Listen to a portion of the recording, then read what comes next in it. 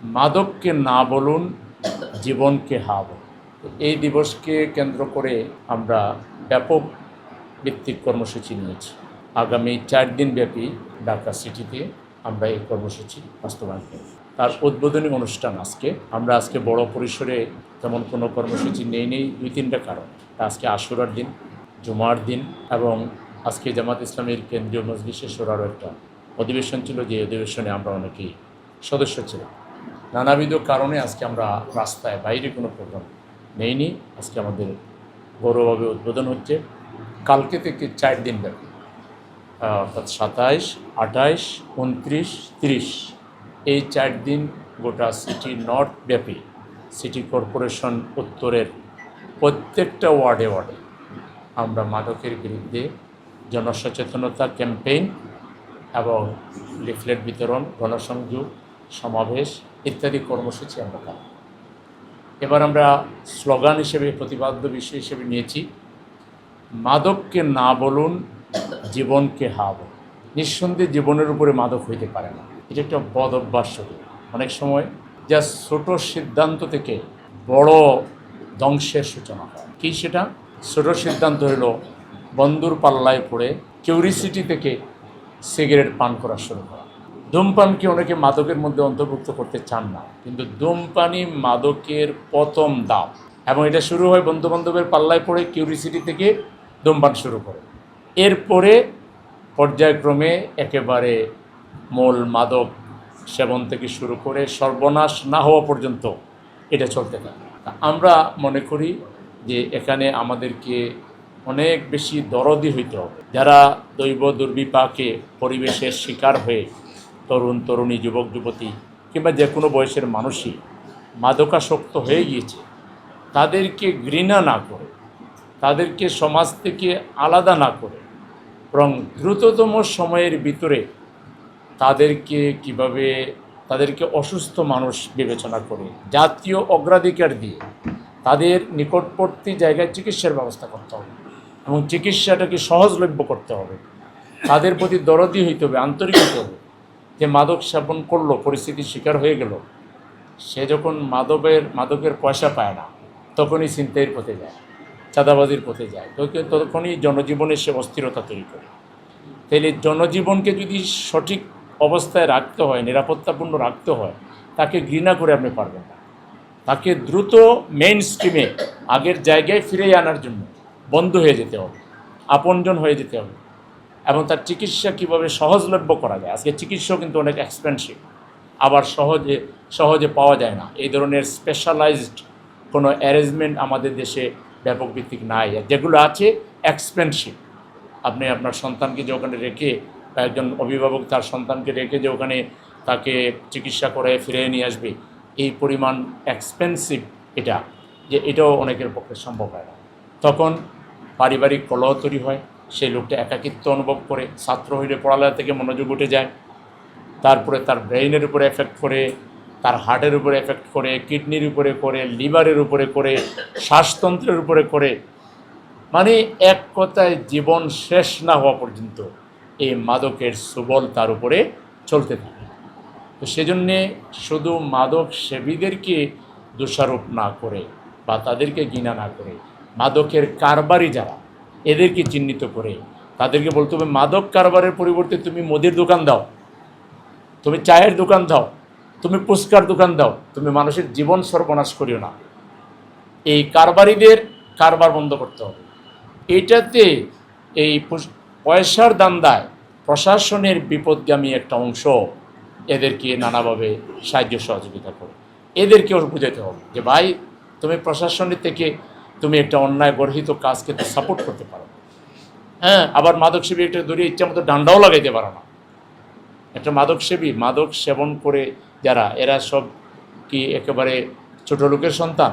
বরং অনেক ক্ষেত্রে বড় লোকের সন্তানটাই এটা আরও বেশি করে, যাদের পয়সা করে আছে।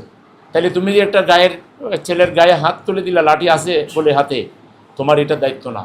বরং যদি ধরে তার অভিভাবকের কাছে সমঝিয়ে দাও, ধরে তাকে কোনো ভালো সরকারি হাসপাতাল থাকলে ওখানে তার চিকিৎসার ব্যবস্থা করো। এই যে একটা ঘৃণার সমাজ তৈরি করা হয়েছে, আমরা এখান থেকে বেরিয়ে আসতে চাই। আমরা সরকারকে বলবো সীমান্তে আপনারা মজবুতভাবে পাহারাদারির ব্যবস্থা করুন, আলাদা মাদক ঠেকাবার জন্য আলাদা আপনারা গ্রুপ তৈরি করুন। সীমান্তে যারা পাহারা দেয় তাদের বাইরেও আলাদা নজরদারি, আলাদা গোয়েন্দা নজরদারি, আলাদা পাহারাদারির ব্যবস্থা করুন, যাতে কোনোভাবে সীমান্ত হয়ে আমাদের এখানে মাদক আসতে না পারে। এবং মাদকের ব্যবসায়ীদেরকে আমরা কন্ট্রোল করুন, এবং মাদক যত্রতত্র যাতে পাওয়া না যায় এটাকে একটু রেস্ট্রিক্টেড করুন, একেবারেই রেস্ট্রিক্টেড করুন। এটা যেন কোনোভাবে যেখানে সেখানে পাওয়া না যায়। মাদক পাইতে হলে যেন অনেক কষ্ট করা লাগে। সেই ধরনের কিছু উদ্যোগের মাধ্যমে আর সবচেয়ে বেশি হলো মোরাল চর্চা বাড়াতে হবে। আমাদের যুব সমাজ, তরুণ সমাজের কাছে কোরআনের বাণী পৌঁছে দিতে হবে, রসুলের চরিত্র সম্বলিত রসুলের যে জীবনী আছে সেটা তাদের কাছে পৌঁছে দিতে হবে, সাহাবা ইকরামের জীবনী পৌঁছে দিতে হবে, ভালো মানুষদের গল্প তাদেরকে শোনাইতে হবে, তাদের জন্য ভালো পাঠাগার তৈরি করতে হবে যেন তারা অবসর সময় বই পড়তে পারে, ভালো ভালো বই যেগুলো জীবনকে সমৃদ্ধ করে। তাদের জন্য বিনোদন, সুস্থ বিনোদন কেন্দ্র বানাইতে হবে, কালচারাল বিভিন্ন একাডেমি করতে হবে যেগুলোতে তারা সাংস্কৃতিক সুস্থ বিনোদনের মাধ্যমে তাকে সে সঠিক পথে রাখতে পারে। তাদের জন্য খেলাধুলার উন্মুক্ত সবুজ চত্বরের আয়োজন করতে হবে, খেলাধুলার পরিবেশ দিতে হবে। বহুমুখী আয়োজনের মাধ্যমে আমরা যাতে আমাদের এই দেশের সম্পদ তরুণ তরুণী, যুবক যুবতী এবং সব শ্রেণীর পেশার মানুষদেরকে আমরা যেন সঠিক পথে ফিরিয়ে নিয়ে আসতে পারি, সেজন্য ভালোবাসার মন নিয়ে, ঘৃণার মন নিয়ে কেউ এখানে যারা এসেছেন কেউ কাউকে ঘৃণা করবেন না। হাদিসে আছে পাপকে ঘৃণা করো, পাপীকে নয়। আমরা মাদককে ঘৃণা করব, শুধু মাদক সেবীকে আমরা চেষ্টা করব দরদ ভরা মন নিয়ে তাকে সংশোধন করার জন্য, তার চিকিৎসার জন্য। এবং সরকারকে এটা জাতীয় অগ্রাধিকারের মধ্যে স্থান দিতে হবে। এটা 10টা কাজের মধ্যে একটা কাজ দিলে হবে না। আমার দেশের সম্পদ নষ্ট হয়ে যাবে, আর আপনারা যখন যারা সরকারে থাকেন তাদের দায়িত্ব হলো এটা জাতীয় অগ্রাধিকার দিয়ে এরপর ভালো ভালো হাসপাতাল, বিনোদন কেন্দ্র, পাঠাগার, খেলাধুলা চর্চা ইত্যাদি বাড়িয়ে আমাদের তরুণ তরুণীদেরকে বিপদগামিতা থেকে, ধ্বংসাত্মক কাজ থেকে ফিরিয়ে রাখতে হবে। আমরা জামাত ইসলামী যারা করি, আমরা এই যে নৈতিক চর্চার মাধ্যমে, দিনী চর্চার মাধ্যমে যুব সমাজকে, আমাদের সাথে লাখ লাখ যুবক, মাশাআল্লাহ একজন যুবকও মাদক সেবী বলে আমাদের জানা নেই। কারণ কি? আমাদের মধ্যে একটা এনভায়রনমেন্ট আছে, নীতি নৈতিকতার চর্চা আছে, কোরআন হাদিসের চর্চা আছে। আমরা আহ্বান করব যে আজকে আমরা আমাদের এই প্রিয় বাংলাদেশ 92 ভাগ মুসলমানের দেশ, এবং এখানে ফজরের আজান শুনে আমরা ঘুম থেকে উঠি, এশার আজান শুনে আমরা ঘুমাতে যাই। এই দেশে আমরা নীতি নৈতিকতার চর্চাকে যেন কেউ সমস্যা মনে না করি। অনেকে দেখি টকশোতে গেলে বা বিভিন্ন জায়গায় গেলে ইসলাম ফোবিয়া।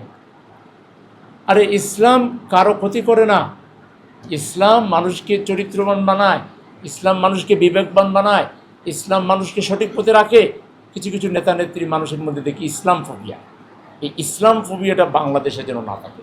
বাংলাদেশকে যদি উন্নত দেশ হিসেবে গড়তে হয় তো ইসলামিক চর্চা, পৌরাণিক চর্চা, দিনী চর্চা, নৈতিক চর্চা এখানে আরও ব্যাপক থেকে ব্যাপকতা করতে হবে।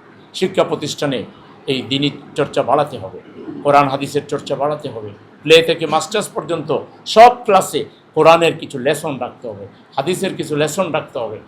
পর্যায়ক্রমে আমাদের ছেলেমেয়েদেরকে কোরআন এবং হাদিসের জ্ঞানে তাদেরকে আরও আলোকিত করতে হবে। এইভাবেই কিন্তু আমরা এই সমাজ থেকে দুর্নীতিও বন্ধ করতে পারবো। এই সমাজ থেকে আমরা সমস্ত মাদকতা, সমস্ত যে যে জিনিসগুলো মানুষকে ধ্বংসের পথে নিয়ে যায় এগুলো থেকে আমরা মানুষকে রক্ষা করতে পারবো।